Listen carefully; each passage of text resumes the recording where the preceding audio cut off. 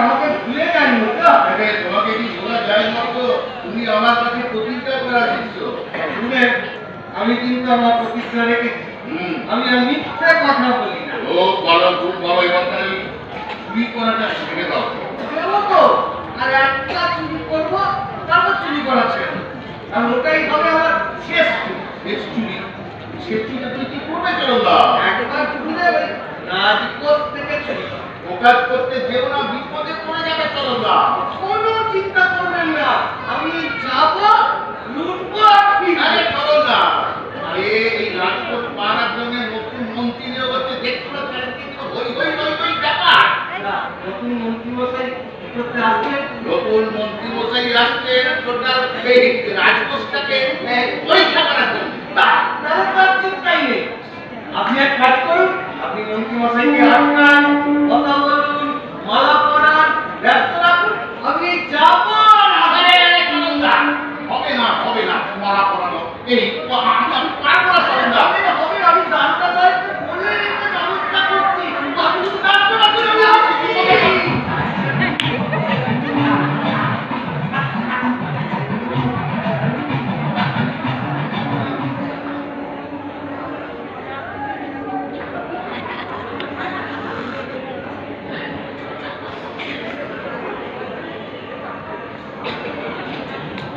আরে জয় হোক মন্ত্রী মশাই, জয় হোক। আপনার মঙ্গল ঠিকই। আপনি এখানে? না না, এখানে তো আমি আপনাকে কিছু দিতে পারবো না। আমার বাড়িতে যাবেন, দান গ্রহণ করবেন। না না, আমি তার জন্য এখানে আমি দাঁড়িয়ে নেই। আমি আপনার জন্য অপেক্ষা করছিলাম। অপেক্ষা? হ্যাঁ। কিসের অপেক্ষা? আরে এখানে তো নতুন জিনিসপত্র আপনাকে উদ্বোধন করে দিতে হবে। উদ্বোধন? কোথায়?